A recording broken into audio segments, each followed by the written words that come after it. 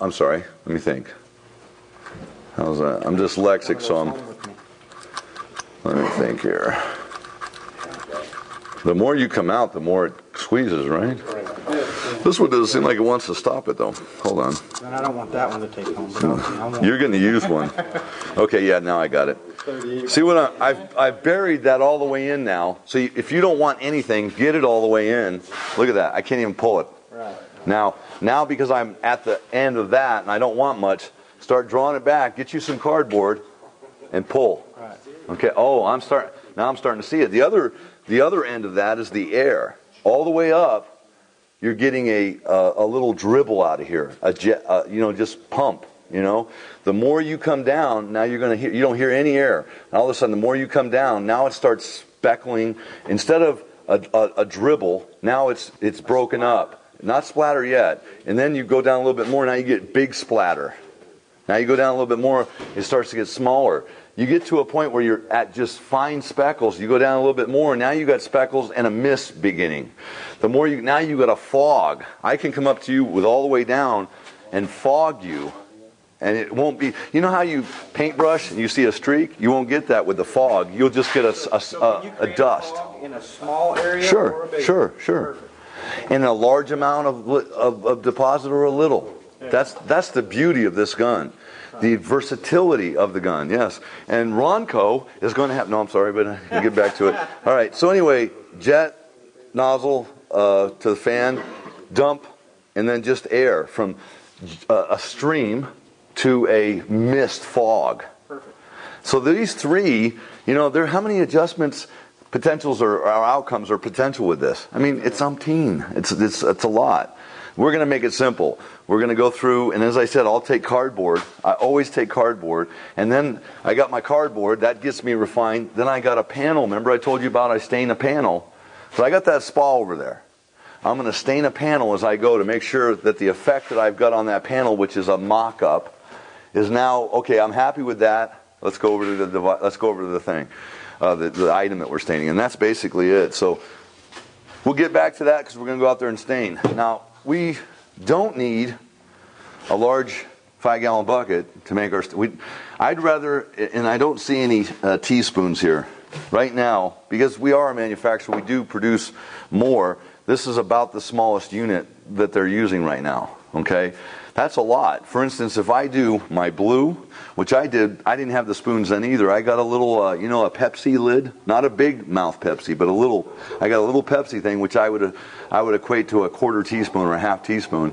I put my one blue in there, and then I took this cup and I says, okay, 1, 2, it's 11.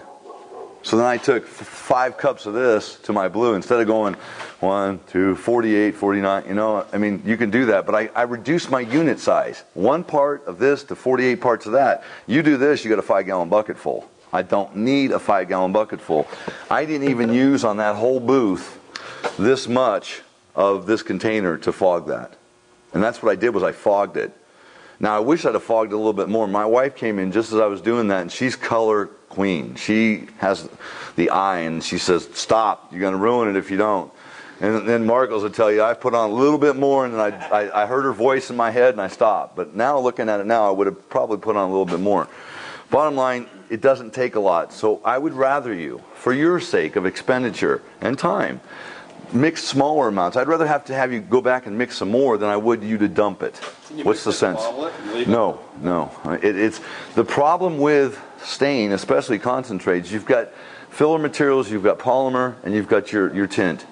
And when you put it up into a liquid, and it just wants to settle, and you'll never get that mixture back up into your liquid again. So again, no storage.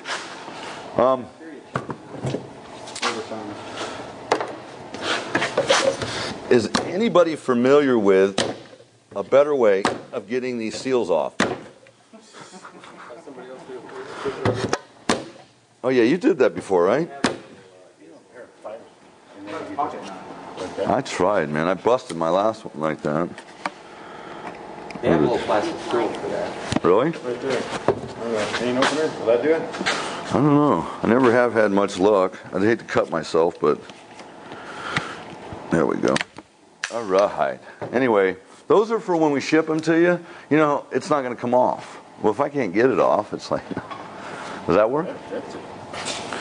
Port red, again, you've got your primary colors there, which is your red, yellow, and green, blue.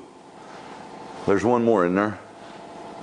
I never did pay attention in school. I'm the mad scientist. I'll make you some colors and I'll match. But you've got an ability by mixing.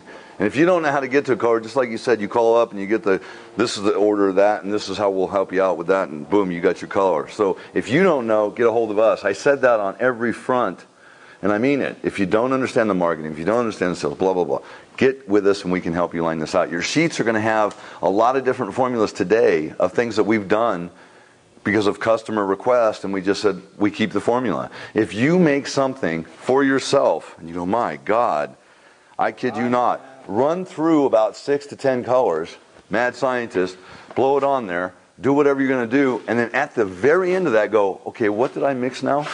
See if you could write it down. I'll bet you can't.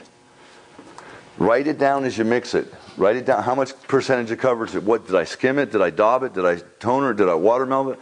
Write it down. And then when you get done, you say, I like that. I can now know that I can reproduce it. I always write my formula down in advance and say, this is what I'm going to create. This is what I think it's going to take to do it. And as I make changes, I make changes. Right. But mixing-wise, what we're going to do is I've got some clean water here. And as I dip into this, you're going to see it become somewhat dirty looking. Not a problem. The only time I really change my water is when I'm making a real light color, because in general terms, this becomes a brown or a gray, kind of blackish mess when you start really getting into the colors. But the polymer, the pigment, everything's going down. This is still clean. The only time I'd probably change it or go into the new bucket is when I'm making a light white tan, something like that, a pink, that's really light. Then I change it. But right now, we're going to start out with why don't you kill the camera real quick, Sky? Right now, we are going to mix up 6 or 7 colors when we could mix up 100 different colors for you right now. We're going to go out there and we're going to start staining the way we like to stain. I don't want to hear a request of, can I have a gray, can you have a purple? We'll do that after. Let's go through the procedure that we're normally liking. And it's an opinion, okay? It's what we like. It may not be what you like. I still want to know what you want, but let's run through the process. When we got done through there, you're going to have majority of that rock's going to be painted. We got some panels. If you want to start from just scratch in there, start on a panel. If you want to make a purple rock, we'll give you that. I want you to have that opportunity. But at the same time, I also want you to have the opportunity, like when the color of the trade show booth is going to be some of the colors that we make out there, and you're going to go out there and we're going to pretend like your guys went out there and you said you wanted a gray, an orangey rock. Yeah, gold, whatever, and you've got a gray rock there. What do you guys think? And I asked for you guys to get me a gray rock, or and this is what you got. It's messed up. In other words, it's wrong. What are we going to do? Well, let's just demo the job. We'll start all over again. No, honestly, in the old past, a lot of times the worst case scenario. As a mixer, you just want to stir them up with the stick real quick, make sure they're. Worst case scenario, you take hydro seal, paint it lightly, get it back to gray. You don't even have to do that. I've oftentimes, and when I go out there, I'll do it. I've oftentimes during the classes, I take a large panel, and in minutes, I'm just boom, boom, boom, and then I pretend like Mrs. Jones comes out and I go, what'd you say, Mrs. Jones? You didn't want a gray rock? You wanted it to be tan? No problem, ma'am. And in seconds, I change it right before your eyes. And I've heard, you guys are in my back, and I'm going, people are going, wow, oh man, it's so easy. Oh, Mrs. Jones, you've changed your mind. You don't want it tan. Now you want it to be like a slate, a blue slate. In seconds. It's no big deal. We can change the color. Usually your customer is going to say one of two things. It's too light or too dark. Okay? Or it's the wrong color. I always ask my customer to give me in one word, knowing that we use multitude of colors, give me one word. What color is your rock? Tan, brown, black, white, gray? What is that one word? And that gives me a directional, okay, then is it light gray or dark gray? You start to find out the parameters that they're looking for, and you start to go for it. I always, as I said, we can't have a class going on behind a class if we can. I got to see if we can just kind of keep